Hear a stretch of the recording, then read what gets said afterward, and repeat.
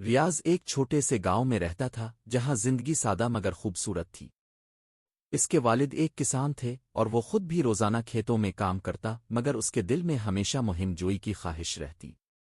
بچپن سے ہی وہ اپنے دادا کی کہانیاں سن کر خواب دیکھا کرتا تھا کہ ایک دن وہ بھی کوئی خزانہ تلاش کرے گا، کوئی ایسا راز کھوج نکالے گا جو صدیوں سے چھپا ہوا ہو۔ ایک دن جب وہ اپنے گھر کے پرانے کتب خانے کی صفائی کر رہا تھا تو اسے ایک بوسیدہ سا کاغذ ملا۔ وہ دھول میں لپٹا ہوا تھا، مگر جب اس نے اسے غور سے دیکھا تو پتا چلا کہ یہ کوئی عام کاغذ نہیں بلکہ ایک قدیم نقشہ تھا۔ اس پر کچھ نشانات اور الفاظ درج تھے جو وقت کے ساتھ مدھم ہو چکے تھے، لیکن ایک جملہ واضح طور پر پڑھا جا سکتا تھا: جہاں دریا کا پانی زمین کو چومتا ہے وہیں خزانہ تمہارا انتظار کر رہا ہے۔ ریاض کا دل زور زور سے دھڑکنے لگا۔ کیا یہ واقعی کسی خزانے کا نقشہ تھا؟ محض ایک پرانا دستاویز؟ اس نے سوچا کہ وہ اپنے قریبی دوست فرخ سے اس بارے میں بات کرے گا، کیونکہ وہ ہمیشہ اس کے ساتھ ہر مہم میں شریک ہوتا تھا۔ اگلے ہی لمحے وہ بھاگتا ہوا فرخ کے گھر پہنچا۔ فرخ ایک عقلمند اور حاضر دماغ نوجوان تھا جو ہمیشہ نئے رازوں کو کھوجنے میں دلچسپی رکھتا تھا۔ جب ریاض نے اسے نقشہ دکھایا تو وہ بھی حیران رہ گیا۔ دونوں نے فیصلہ کیا کہ وہ اس پر تحقیق کریں گے اور معلوم کریں گے کہ یہ نقشہ کہاں لے جا سکتا ہے۔ وہ گاؤں کے بزرگوں کے پاس گئے اور دریا کے پرانے راستوں کے بارے میں پوچھا۔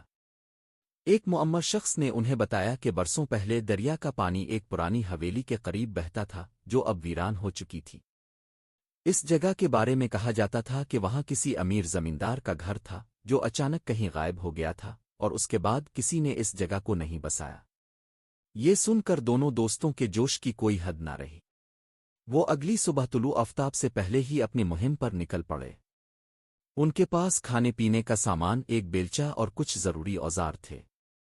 جب وہ اس ویران حویلی کے قریب پہنچے تو وہ دیکھ کر حیران رہ گئے کہ وہ واقعی ایک پراسرار جگہ تھی۔ پرانی دیواریں خستہ ہو چکی تھیں، دروازے ٹوٹے ہوئے تھے، اور درختوں کی شاخیں اسے مزید خوفناک بنا رہی تھیں۔ وہ نقشے کو غور سے دیکھنے لگے۔ اس میں حویلی کے صحن میں ایک بڑے درخت کا ذکر تھا۔